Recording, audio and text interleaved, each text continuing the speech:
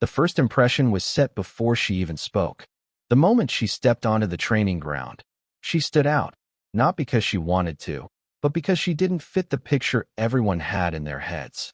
The others looked ready. Broad shoulders, confident stances, eyes forward like they'd rehearsed this moment 100 times. She adjusted the straps on her gear twice, maybe 3 times, already behind before the whistle blew. Someone smirked. Someone else looked away. The first drill was simple. At least, it was supposed to be. Line up. Move on command. Clean, sharp motions. She reacted a second too late. Then another second too slow. Her feet tangled, her timing off just enough to draw attention. The instructor barked again. Louder this time. She nodded quickly, trying to correct it, trying not to show how fast her heart was pounding. It didn't help. By the second drill, the pattern was obvious. She wasn't keeping up. Every mistake felt bigger than it was because it happened in front of everyone. When she dropped into position, her form was wrong. When she corrected it, she overcorrected. The ground felt harder under her palms than it probably was. Sweat started to bead at her temples, not from effort yet, but from pressure. Around her, the group moved like a machine. Not perfect, but close enough to make her errors impossible to miss. Each failure landed with a kind of quiet weight. No one laughed out loud, but she could feel the judgment settle in. The look said enough. This wasn't the place for someone like her. Not here. Not today. She told herself to focus on the next command. Just the next one. Don't think about the last mistake. But the drills kept coming, and with each one, the gap between her and the others felt wider. Her muscles reacted slower. Her breathing went shallow. When she tried to speed up, she lost control. When she slowed down, she fell behind. The instructor's voice cut through the air again. Sharp, unforgiving. He didn't single her out, but he didn't need to. She already felt exposed. Her hands shook as she reset. She clenched her jaw, forcing herself not to look around, not to check who was watching. She knew they were.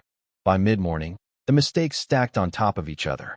Missed counts, wrong turns, a hesitation that cost her another drill. Each failure chipped away at whatever confidence she'd walked in with. The thought crept in quietly at first. Maybe they were right. Maybe she didn't belong here. Maybe she'd misjudged herself. Her body felt heavy in a way that had nothing to do with fatigue. It was the weight of expectation, of knowing she was already being written off. Every time she lined up again, it felt like starting from a deeper hole. The harder she tried, the more obvious her struggle became. She caught her reflection briefly in a piece of equipment, eyes wide, expression tight, someone who looked more like they were bracing for impact than training. She forced herself to breathe, to listen, to follow, but the rhythm never quite clicked. It was like everyone else had learned a language she was still trying to translate in real time. The worst part wasn't the shouting or the physical strain. It was the silence between commands, the moments where she knew the others were thinking it. This one won't make it. This one will be gone soon. She felt herself shrinking under that unspoken verdict, even as she stood at full attention. Still, she didn't step out of line. She didn't ask to stop. When the next drill was called, she moved forward again, even knowing how the last one had gone, even expecting to fail, because quitting would have been louder than any mistake she'd made so far. From the outside, it didn't take long for people to decide who she was. They filled in the blanks for her before she had a chance to prove anything. New face, different build, too quiet, too unsure. In a place where confidence was worn like armor, hesitation looked like weakness. No one said it out loud, but the assumption settled in quickly and comfortably. She felt it in the way conversations shifted when she walked past. Voices dropped. Eyes flicked toward her and then away. Not hostile, just dismissive. As if she'd already been sorted into a category that didn't matter. The kind of person you stop paying attention to because the outcome feels obvious. During drills, the comparison was constant. She noticed how others were corrected versus how she was watched. When someone else slipped, it was a small error, easily fixed. When she did, it became confirmation. Another example. Another quiet nod to the idea that she was out of her depth. She could sense the patience wearing thinner around her, even when the words stayed neutral. There was an unspoken hierarchy forming. and she was at the bottom of it. Not officially, but socially. People partnered up quickly, gravitating toward those who looked strong, capable, reliable. She was left filling gaps, paired last, or standing alone for a beat too long before someone reluctantly stepped in. Each pause felt longer than it was. She tried to ignore it, but it was impossible not to feel the weight of being underestimated. It crept into her posture. Her shoulders pulled in slightly, her movements tighter, more careful. She second-guessed herself before commands even came, already anticipating correction. That hesitation only fed the perception, creating a loop she couldn't seem to break. What hurt most was that no one seemed curious. No one asked why she was there or how she'd gotten in. They assumed there had been a mistake, that she'd slipped through a crack in the system, that sooner or later, someone would notice and fix it. Their confidence in that belief was almost casual. She caught fragments of conversation she wasn't meant to hear. Low voices during breaks. A shake of the head. A quiet laugh that stopped when she turned around. Nothing cruel enough to confront. Nothing clear enough to challenge. But enough to confirm she wasn't imagining it. The judgment was real, and it was spreading. Even when she managed to drill cleanly, it barely registered. Success from her felt temporary, accidental. When others did well, it was expected. When she did, it was overlooked or explained away. Beginner's luck. A fluke. It didn't shift the narrative people had already written. She became hyper-aware of her differences. The way her gear sat on her frame. The way her voice sounded when she answered. The space she took up, or didn't. In a group that valued uniformity, standing out felt like a liability. She wondered if blending in would help, if she could shrink the parts of herself that drew attention, but the effort only made her more tense. The pressure wasn't just external. It seeped inside, turning into a quiet doubt that followed her through every movement. She started measuring herself through their eyes, seeing her mistakes before they happened. The fear of confirming their expectations became almost as heavy as the drills themselves. Still, beneath the doubt, there was something stubborn holding on. A small refusal to accept the version of herself everyone else seemed so sure of. She reminded herself, over and over, that she hadn't arrived here by accident, that whatever they saw on the surface wasn't the full story. Even if no one else believed that yet, even if no one was willing to wait long enough to find out while the rest of the class reacted to what they could see, the commander watched what they missed. He didn't raise his voice when she stumbled or call her out when she fell behind. He didn't rush to correct her or offer encouragement. He simply observed, standing off to the side with his arms crossed, eyes moving steadily from one trainee to the next, lingering a moment longer on her. To most people, his silence looked like indifference. In a place built on intensity and constant feedback, quiet felt like dismissal. The others barely noticed him watching. They were too busy proving themselves, too focused on staying sharp, on not being the one who slipped. She noticed, though, not at first, but gradually, in the pauses between drills, in the moments when she felt a presence even when no one was speaking. He noticed things the others didn't. How she reset after each failure without being told. How she listened closely, even when she looked overwhelmed. How her mistakes changed slightly each time, not repeating in exactly the same way. It told him she was adjusting, learning in real time, even under pressure. He watched how she handled frustration. When a drill went wrong, she didn't lash out or make excuses. She took the correction, nodded once, and moved back into position. Her jaw tightened, her shoulders stiffened, but she stayed in line. There was no dramatic reaction, no visible collapse, just a quiet effort to keep going. The commander paid attention to patterns. He saw who coasted on early success and who fought for every inch of improvement. He saw confidence that came from comfort and confidence that had been earned the hard way. In her, he saw strain, but also resolve, the kind that doesn't announce itself. When others whispered or rolled their eyes, he didn't intervene, not because he agreed, but because he was measuring something different. He knew how quickly people revealed their true limits when things got uncomfortable. He also knew that early performance rarely told the whole story. He noticed her breathing when she thought no one was watching. The way she paused just long enough to steady herself before stepping back in. The way her hands trembled briefly and then stilled. Small details, easy to miss, but telling to someone who'd seen every kind of trainee pass through this ground. There were moments when she almost looked to him, as if searching for a sign. He gave none. His expression didn't change. His posture stayed relaxed, unreadable. To her, it may have felt like being invisible. To him, it was a test of endurance without reassurance. He'd learned long ago that some people rose quickly when praised and collapsed just as fast when it stopped.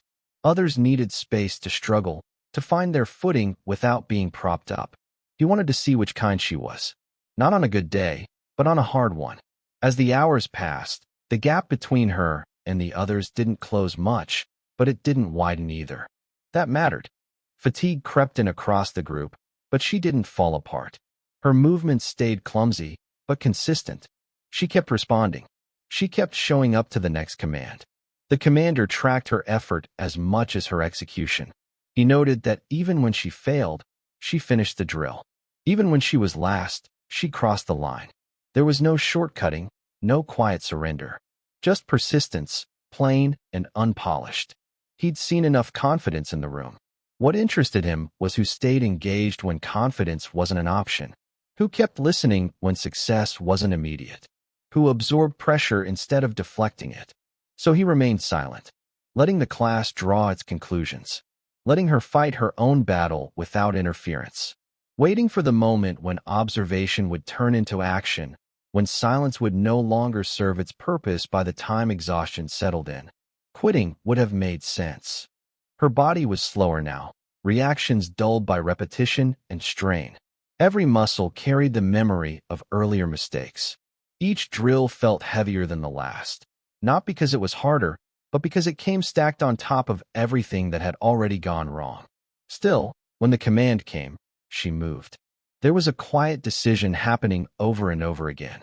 Not dramatic, not brave in the way people like to talk about later.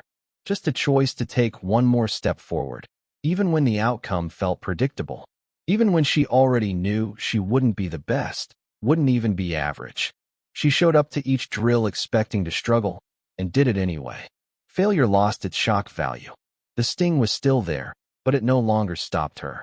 When she missed a count or hesitated too long, she corrected and continued without pausing to apologize or explain. She stopped looking for reactions in other people's faces. There wasn't time for that. The work demanded her attention, flawed execution and all. She learned to measure progress differently, not by how she compared to the others, but by whether she understood the command faster than before, whether her hands landed closer to where they were supposed to, whether she recovered more quickly after a mistake. The improvements were small, almost invisible, but they were hers. Her breathing found a steadier rhythm. Not calm, but controlled. She figured out how to push without panicking, how to keep moving even when frustration tightened her chest. The fear of embarrassment dulled into something more manageable, a background noise she could work through instead of against. There were moments when doubts surged back up, sharp and insistent. When she fell behind again or heard the impatience in a shouted correction, the thought returned. You're wasting their time. You're proving them right. She let the thought pass without answering it. Arguing with it took too much energy. The drills didn't get easier, but she got more familiar with discomfort. The ache in her shoulders, the burn in her legs, the mental fatigue of constant attention. None of it surprised her anymore. She knew how it felt now. That knowledge alone made it less overwhelming. Others began to tire in different ways. Confidence slipped. Movements that had been sharp earlier grew sloppy. The gap between natural ability and sustained effort started to show. She noticed it without satisfaction, without comparison. It simply reminded her that everyone was being tested, just not in the same places. She stopped hoping for a breakthrough moment. No sudden improvement, no clean run that would change how anyone saw her. Letting go of that expectation freed her to focus on surviving the process itself. The goal narrowed to staying present, staying upright, staying in the line. Each time she reset, she did it with less hesitation. Not because she felt ready, but because readiness was no longer a requirement. She didn't need to believe she could succeed to keep going. She just needed to move when told. There was something grounding about that simplicity. Command, response. No space for overthinking. No room for self-pity. The structure carried her when motivation thinned out. She leaned into it, letting repetition do what confidence couldn't. Her persistence wasn't loud. It didn't draw attention. It didn't inspire anyone around her. But it was steady, a quiet refusal to disappear, to step aside, to make it easier for others to dismiss her. Every completed drill, no matter how messy, was a small act of defiance against the assumptions stacked around her. By the later hours, her body was running on habit more than strength. She moved because she had moved before. She followed because stopping would require a decision she wasn't willing to make. Persistence became less about determination and more about momentum. She didn't know who was watching anymore. Didn't care. The only thing that mattered was responding to the next command, then the next one after that, staying inside the effort even when the results stayed rough, trusting that showing up again had value even if no one acknowledged it, yet it happened without ceremony. No build-up, no warning. The drills paused, and for a moment, there was only the sound of breathing and boots shifting on the ground. She stood where she was, eyes forward, waiting for the next command like she had all day. Her mind was already bracing for more of the same. Then the commander spoke her name. It cut through the space differently than the general commands had. Clear, direct, unmistakable. For a split second, she wasn't sure she'd heard it right. Names hadn't mattered much up to this point. Everyone had been a unit, a line, a group. Being singled out felt unreal, almost dangerous. Her stomach tightened as she stepped forward. The movement drew attention instantly. Heads turned. Conversations stopped. The looks she felt now weren't dismissive or bored. They were curious, alert. Some looked surprised, others confused. The idea that she might matter in this moment hadn't crossed their minds.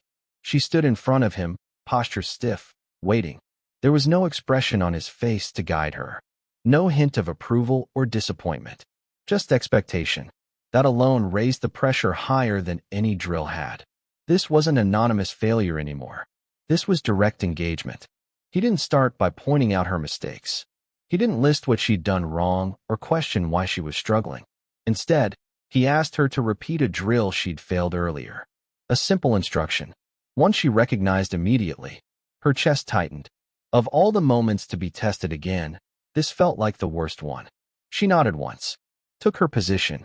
The ground felt different beneath her feet now. Harder, louder.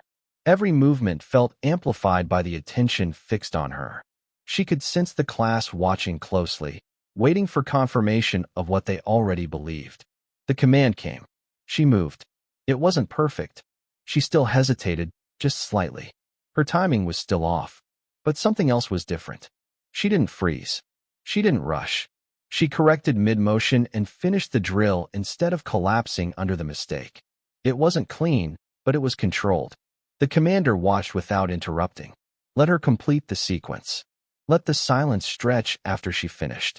That silence was heavier than any shouted correction. She stood there, breathing hard, unsure whether she'd just made things worse or somehow improved. He didn't comment right away. He asked her to do it again. This time, she adjusted sooner. Her body remembered the correction from seconds before. The movement tightened, just a little. Still flawed, still slower than the others, but undeniably better. She felt it herself before anyone else could say it. The murmurs behind her shifted. Not approval, not praise, but uncertainty. The story people had been telling themselves didn't fit as neatly anymore. She wasn't excelling, but she wasn't collapsing either. She was responding. The commander finally spoke, not loudly, not harshly. He pointed out one specific adjustment.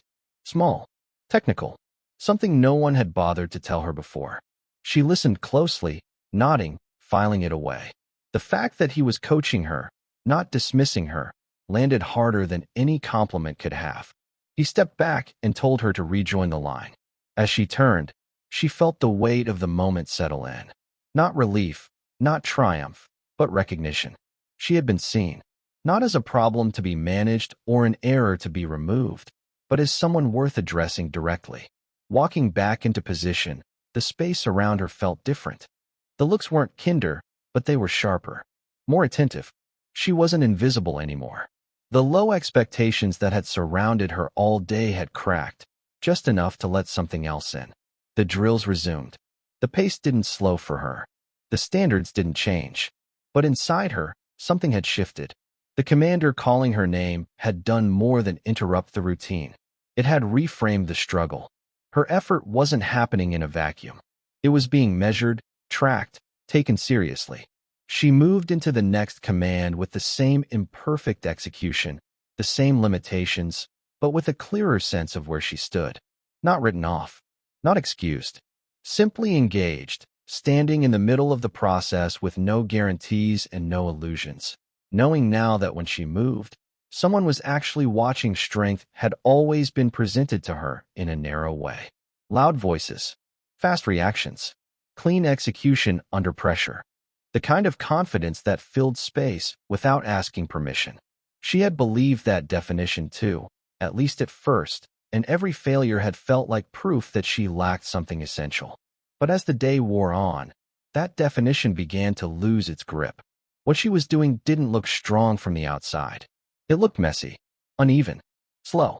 Yet it required something she hadn't realized she possessed until now. The ability to stay present while being judged. The willingness to keep moving without reassurance. The discipline to absorb correction without letting it harden into resentment. Her struggle had forced a different kind of attention inward. She became more aware of her limits, but also of how she worked within them. She learned where panic crept in and how to breathe through it. She learned how quickly frustration could sabotage her focus, and how to let it pass without feeding it. These weren't skills that showed up on a scorecard, but they mattered. Around her, strength still looked the way it always had.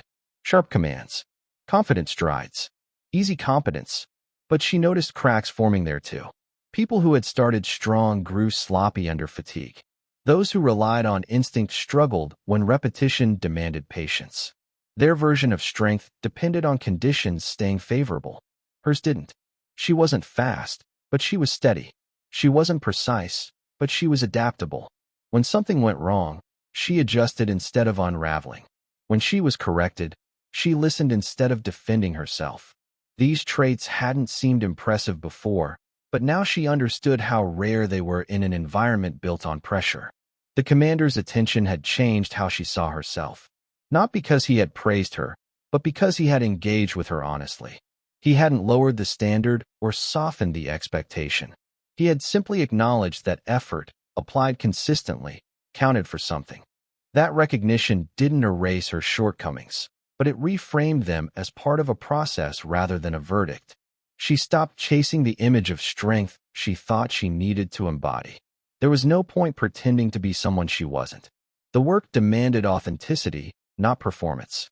Showing up as she was, limited and learning, became more effective than trying to mimic the confidence of others. Her presence in the line felt more solid now. Not louder, not more impressive, but grounded. She took up her space without shrinking, without overcompensating. The fear of standing out had eased, replaced by a quieter resolve to do the work in front of her as well as she could. Redefining strength didn't mean lowering expectations. It meant understanding that resilience didn't always announce itself. Sometimes it looked like coming back after a rough drill. Sometimes it looked like listening more than speaking. Sometimes it looked like staying engaged long after the excitement had worn off. She realized that potential wasn't something you displayed all at once. It revealed itself over time, through consistency, through response to failure, through the choices made when progress was slow.